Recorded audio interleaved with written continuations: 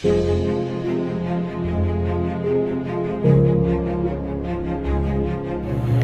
municipality of Bamban is the southernmost gateway of the melting pot province of Tarlac in the central plain of Luzon in the Philippines.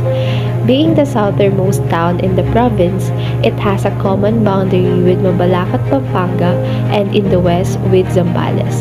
The boundary is defined by the Parua River, which is a source of irrigation water, food, and sand and gravel for infrastructure projects.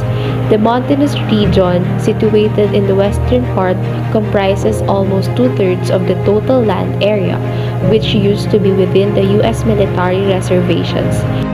Nestled in this part are the Bliss projects and to the north, the Mars Settlement project, which when completely developed will be a source of livelihood and food supplies for central Luzon.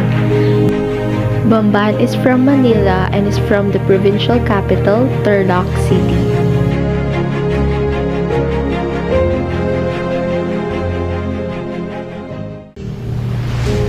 Long before settlers came, the place which was to become the town of Bamban was a vast tract of wild land extending eastward, and on the west side, composed of foothills and mountains lush with vegetation and tall trees extending deep into the Zambales ranges. The thick forest and mountains were inhabited by the Aitas, locally known as Baluga, and the Zambal, both of whom subsisted only on fishing and native or wild animals which abounded in the place. Occasionally, daring traders from Pampanga and the Tagalog province, mostly enterprising Chinese, braved the wilderness to go northward to Capas and Tarlac. Before the advent of the Spanish era, small settlers came, attracted by the fertile land and the glittering silver of the river that cut through the mountain to spill down the flat land, making it fertile.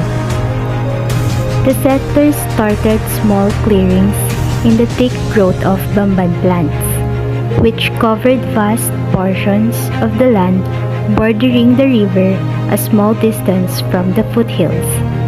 Because of these plants, the place was eventually named Bamban.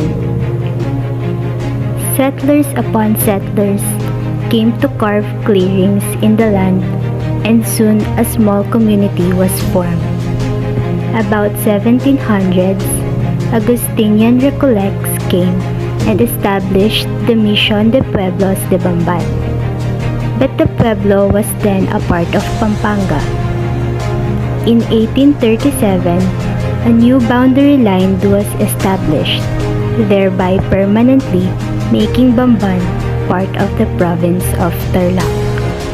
Official recognition as a town was sanctioned by the Gobernador Silio in the town of Tarlac. Don Martin Sibal was subsequently appointed head and commissioned with the rank of Kapitan. Among the first settlers were the Sibal, Lugtu, Dayrit, Macale, Vergara, Manipon, and De La Cruz clans.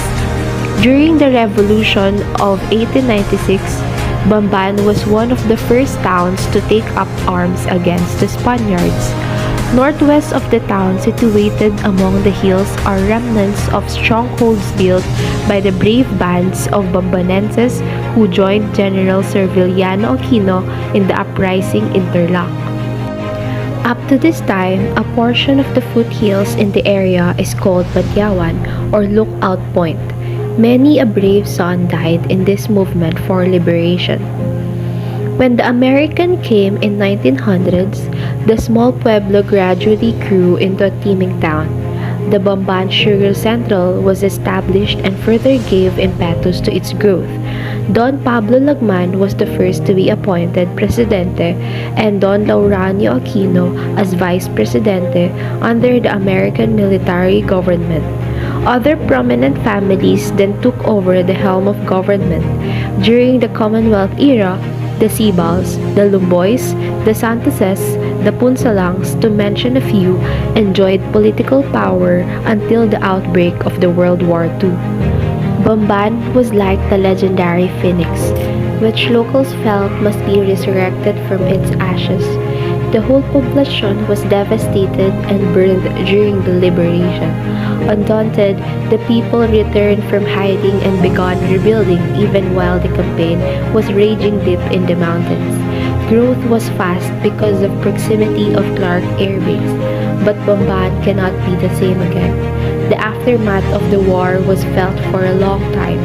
Consequently, prominent families left the town for the city to establish big business and names for themselves.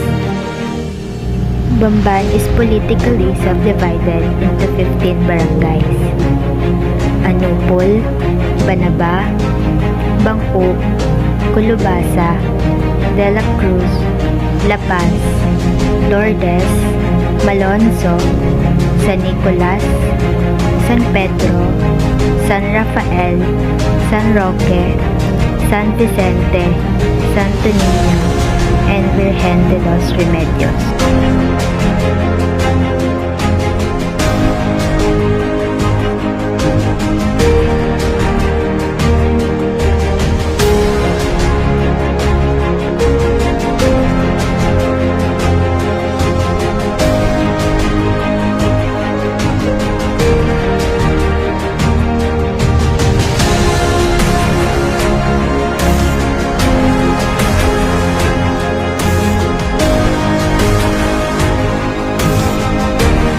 Attractions and point of interest in Bamban.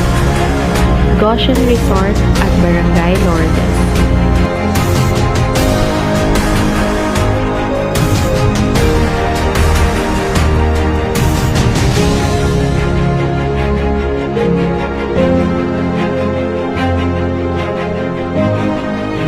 Bella Montana Farm at Barangay San Vicente.